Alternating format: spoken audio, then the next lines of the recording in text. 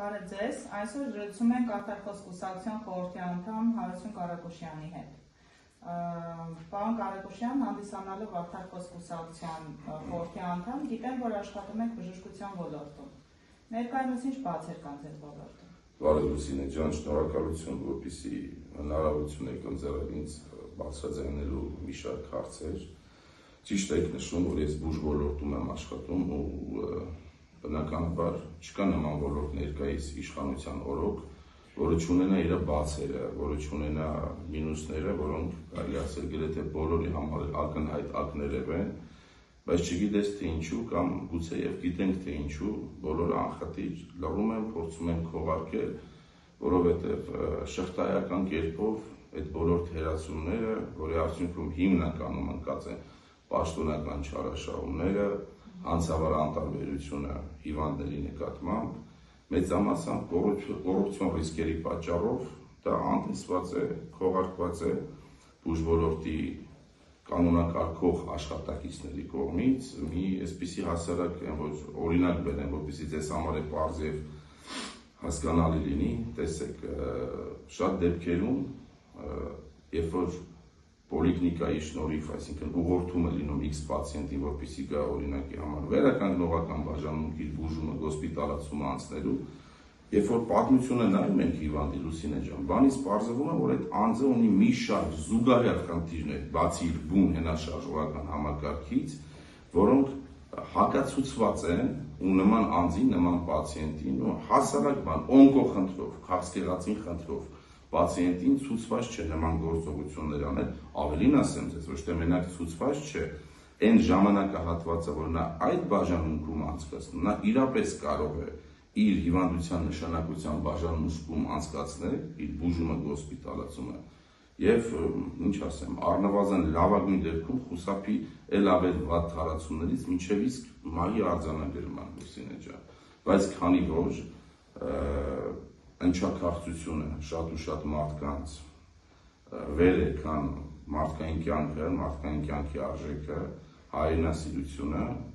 բնականաբար այդ ամեն ինչը շատ շուտ մոռացվում է։ Պարոն Կարակոշյան, իսկ դա համարում եք բուժ հաստատությունների բաց թողում, թե նախարարության, կամ գուցե համակցված։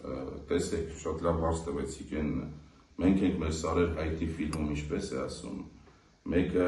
աշխատել չի ուզում, բայց ուտել ուզում է, մեկը մեկն ունի, բայց երկուսը վատ չէ լինի։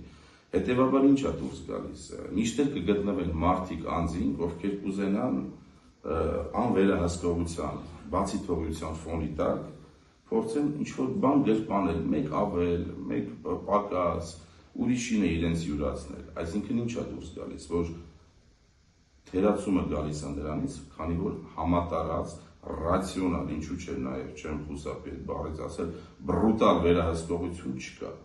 որովհետև եթե յուրաքանչյուր ոք իմանա, որ իր փոքրիկ անգամ թերացում, վատ արած քայլ անպատիժ չի մնա, չի վրիպի վերահսկող անձանց մարմինների աչքից, նա 10 անգամ կմտածի եւ վերջում կորոշի հրաժարվել այդ քայլից, Լուսինե ջան։ Գիտեմ, որ նաև զբաղվել եք մանկավարժական գործունեությամբ ներառական երեխաների հետ, որպես հատուկ մանկավարժ։ Այդ ոլորտում ինչ թերացումներ եք նկատել։ Նախ ասեմ, որ ինքնին ես այդ աշխատանքով,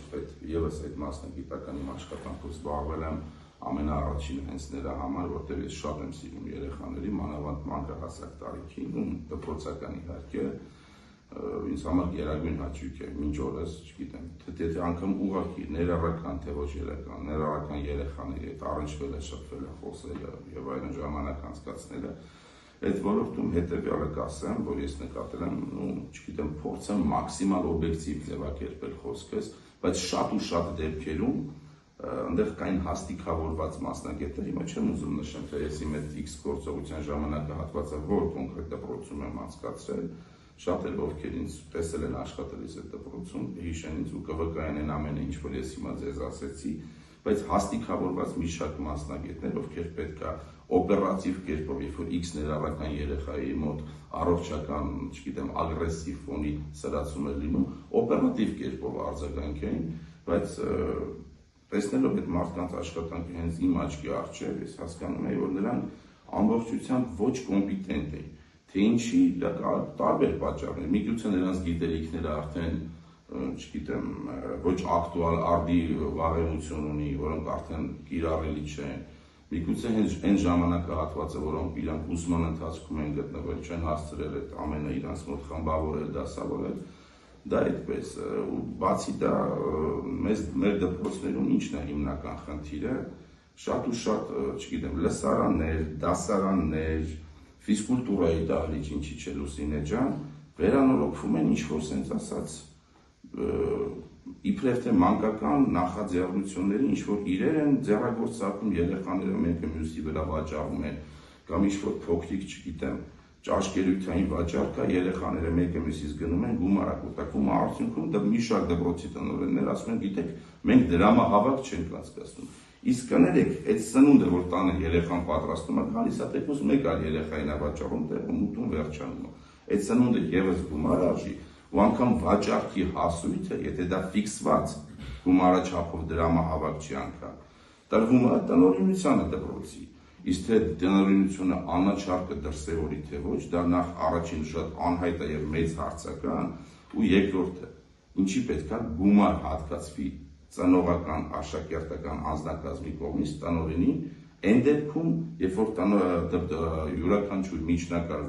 դպրոց, ուսումնական դպրոց, ենթակա է քաղաքապետարանի, ու հենց նույն հենց քաղաքապետը առիթը բաց չի թողում ասելու, սուտ գլուխ գովալու ասելու, որ ինքը բազմիցս ֆինանսավորում է տարբեր դպրոցների վերանորոգում, բայց արդյունքում ինչ է դուրս գալի։ Ուրիշի չէ, երեխաների, ծնողների հավաքած գումարի արդյունքում վերանորոգվում է հենց ֆիզկուլտուրայի դահլիճ, ինչ-որ մի դասարան, բայց այդ կատարած աշխատանքը, այդ գործողությունը չգիտես թե ինչու վերագրվում է քաղաքապետին։ Բնականաբար այդտեղ արդեն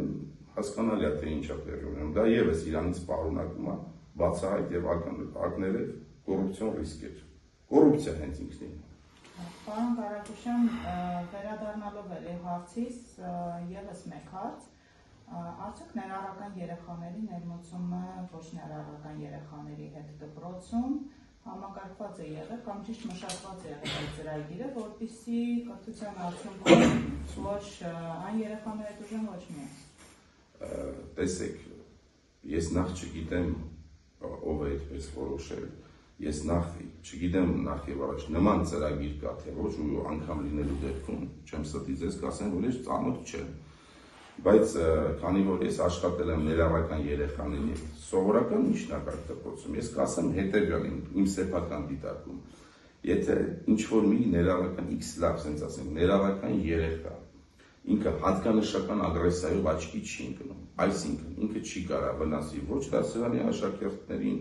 ոչ ուսուցիչներից որևէ մեկին, մնացյալ բոլոր դեպքերում ես երկու ձեռքով կողմ եմ, որ ներառական երեխան սովորի սովորական միջնակարգ դպրոցում։ Դա իրականում ամենայն դեպս ինձ համար եւ իմ խորին համոզմամբ հետապնդում է նախ եւ առաջ բարոյական շահ, այսինքն յուրաքանչյուր դպրոցական երեխա, որը ոչ ներառական է, նա նախ եւ առաջ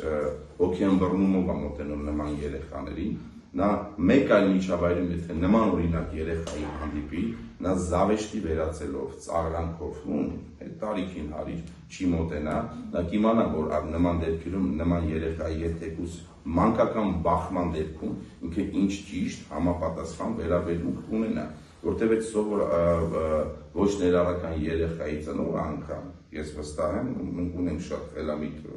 ծնողներ, ովքեր իրենց երեխային տանում են դպրոց ու նախապես տանը դաստիարակչական կոնտեքստում ուղղորդում են, որ այդ երեխայի հետ, որը ձեզ հետ հավասար սովորում է դպրոցում, դու պետք է հոգեամբռնմամբ, մեծահոգությամբ դրսևորես։ Եվ վերջի վերջո թող ոչ ոք չկարծի, թե ինքը կյանքում ապահովագրված է որևէ խնդրից ու բոլոր աշխարհի բացասական խնդիրները կողքով նրանք շրջանցեն կանցնեն։ Նման բանից ոչ ոք էս սենց ասած ապահովագրած չեն ու բնականաբար պետք է հիշենք, որ ցանկացած, չգիտեմ, աստված մի արասիակ է, բայց անհաջողություն կարող է նաև մեր դուրը թակի։ Շնորհակալ եմ նման մոտեցման համար եւ որպես արդար խոսք կուսակցության խորհրդի անդամ։ Ինչ հեռանկարներ եք տեսնում Հայաստանի զարգացման համար։ Ինձ համար հեռանկարը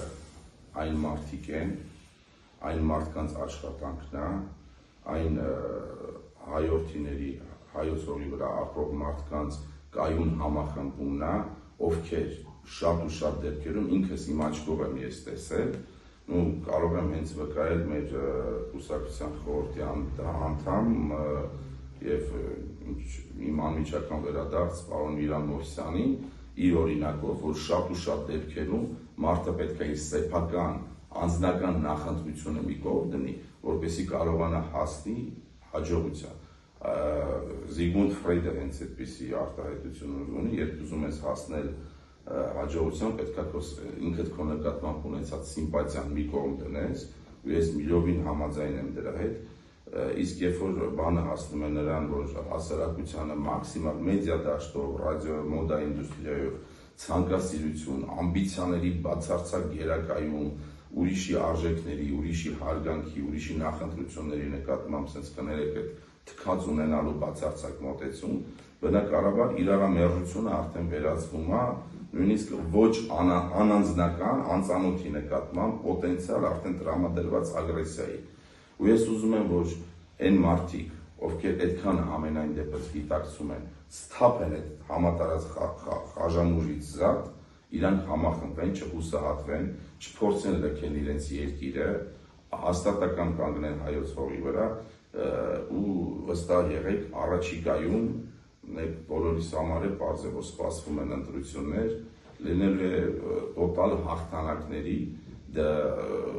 տարի եւ հեռանկար Լուսինե ջան։ Ի բարօրություն հայրենիքի եւ հայ ժողովրդի։ Շնորհակալ եմ հետաքրքիր զրույցի համար։ Շնորհակալություն։